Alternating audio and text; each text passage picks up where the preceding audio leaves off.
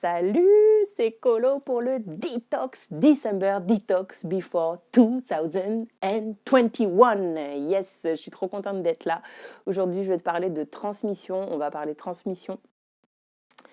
Et déjà, en introduction, j'aimerais te demander si toi, est-ce que ça t'est arrivé dans ta famille, dans ton expérience de vie, d'avoir en fait cette sensation de vivre au milieu, d'être isolé au milieu comme une sorte d'une île au milieu d'un océan où cet océan finalement c'est un endroit où tout le monde fait quelque chose de manière ultra naturelle, mais que toi tu es au milieu sur cette île tout seul parce que cette chose ultra naturelle que tout le monde fait dans ta famille ou dans ton entourage, et ben toi on te l'a pas transmis. Du coup tu as comme cette sensation d'être exclu, tu comprends pas, tu essayes d'y remédier, mais à chaque fois c'est un échec, tu n'y arrives pas, tu n'y arrives pas. Voilà, si tu te sens concerné, c'est génial parce que du coup, l'idée, c'est d'en parler et de switcher en trouvant tes propres ressources. Et si tu ne te sens pas concerné, bah, reste quand même parce que ça te permettra de faire un pas de côté sur la façon dont tu peux regarder les personnes concernées, puisqu'on est quand même dans le detox des préjugés. Voilà, donc moi, à travers quoi j'ai envie de te parler de cette expérience de transmission, et ben tout simplement à partir de mon vécu par rapport à la langue malgache. Si tu ne le sais pas, en fait, moi je suis née à Madagascar, je suis arrivée en France vers l'âge de 7-8 ans et je suis hyper attachée à mon île natale, à ma terre natale. Pour tout ce qu'elle m'amène en termes de culture, enfin, pour énormément de raisons, ce n'est pas l'objet de les détailler ici. Mais voilà, c'est pour te dire qu'en fait, mon père m'a transmis tout cet élan vers cette culture, toute cette chose qui me porte au quotidien. Mais par contre, il ne m'a pas transmis la langue. Donc ça a été longtemps un point d'interrogation où je n'ai pas compris. En fait, ces raisons lui appartenaient et je lui laisse. Il a fait comme il a pu, comme il a eu envie, comme il a voulu. Ce qu'il y a, c'est que moi, j'en ai fait un énorme sujet. Ça a été un énorme sujet dans ma vie et ça l'est encore.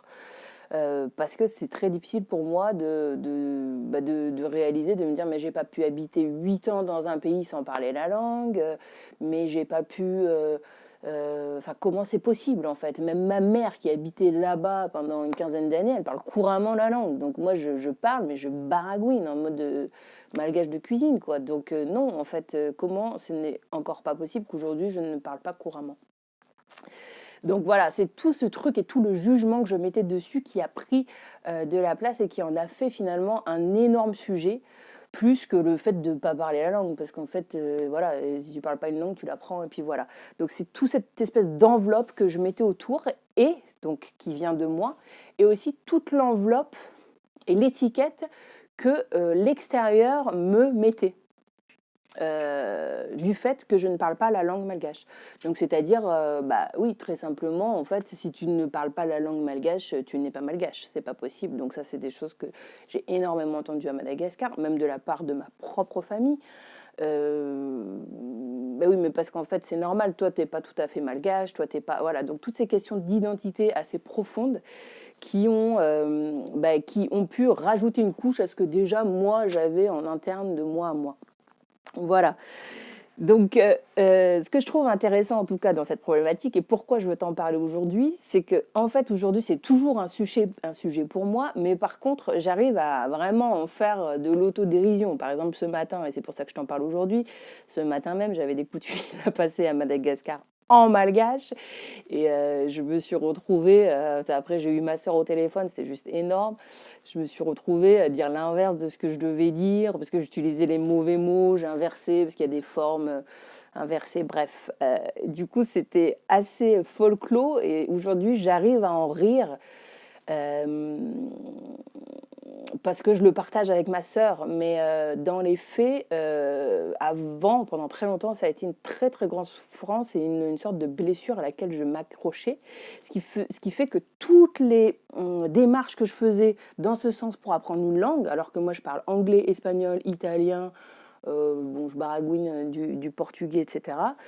Et ben, toutes les démarches que je faisais pour apprendre le malgache, bah, elles échouaient, quoi. Au bout d'un moment, ça faisait flop, j'y arrivais pas. Du coup, c'était vraiment compliqué. Et tout ça, c'était drivé par bah, tout l'émotionnel que je mettais sur ce sujet qui est finalement juste apprendre une langue, en fait. Donc voilà, aujourd'hui, ça m'a fait trop rire ce matin. En même temps, j'étais un peu trop mal parce que je me disais, mais merde, j'ai dit l'inverse de ce que je devais dire. Et après, j'ai eu comme une sorte de switch en mode, bah, en fait, là, c'est bon, comme tu es dans cette démarche de détox et tout, vas-y, qu'est-ce que tu fais? Tu cherches. Donc là, je cherche et je tombe sur Sekulgash, qui est en fait une école de malgache en ligne. Le truc juste de malade, quoi. Une nana qui a monté une école de malgache en ligne pour toutes les gens bah, comme moi et même comme d'autres gens qui veulent tout simplement apprendre le malgache pour aller s'installer là-bas ou voyager ou quoi qu'est-ce. Et là, je vois ça et je me dis, mais en fait, voilà, c'est simple, j'y vais, quoi. Et, euh, et je pense qu'en fait, ce déclic-là, et donc je vais m'inscrire concrètement, donc je ne sais pas quand est-ce que ça va pouvoir se faire, parce que tous les cours sont complets, mais je vais m'inscrire. Mais ce déclic-là, en fait, il se fait aussi parce qu'on lâche sur l'émotionnel, parce qu'on reconnaît qu'en fait c'est une blessure énorme, parce qu'on reconnaît qu'on a été humilié, parce qu'on reconnaît que ça a pris beaucoup de place, parce qu'on reconnaît qu'on nous a fourgué une étiquette de gage vert, de malgache qui n'est pas malgache parce qu'elle a perdu sa culture, de, de jugement énorme sur le fait sur ce qu'on est, ce qu'on n'est pas, et pourquoi on devrait faire ci, on devrait faire ça, c'est pas normal d'être malgache et de pas parler malgache, c'est comme le truc de d'être par exemple français et de parler une autre langue à la maison, enfin tout cette espèce de truc d'étiquette de case où on doit ranger, où ça doit se décliner de manière hyper limpide et bien structurée, et ben c'est aussi un poids qui rajoute et qui n'aide pas à regarder la chose en conscience pour sortir de cette complexité émotionnelle qui fait stagner et qui fait sombrer et rester dans un stade un peu voilà, de difficulté et un peu de plainte, de peur, de honte, etc. Voilà. Écoute, du coup, moi, mon exemple, il est assez spécifique, mais c'est pour ça que j'ai parlé avant tout de transmission, parce que pour moi, c'est vraiment de ça dont on parle. Et je serais ravie de voir en quoi ça peut résonner chez toi, même si tu n'as pas forcément la même problématique du malgache ou d'une langue. Mais ça peut être vraiment autre chose. Ça peut être une recette, ça peut être une histoire, ça peut être toutes ces histoires aussi de secrets de famille où quelquefois on se rend compte que tout le monde savait un truc sauf nous. Voilà. Et qu'est-ce que aujourd'hui, quand tu as réalisé ça, qu'est-ce que tu en fais pour transformer et puis dans le quotidien de te dire ok, c'est un fait, maintenant à partir de ce fait, comment j'agis et comment je sors de l'ultra émotionnel, même si l'émotionnel il sera toujours là parce que c'est des sujets touchy, mais voilà, comment je me prends en main pour sortir de cet émotionnel. Voilà, écoute, j'espère que ça t'a parlé, je te laisse et on se retrouve demain. Ciao.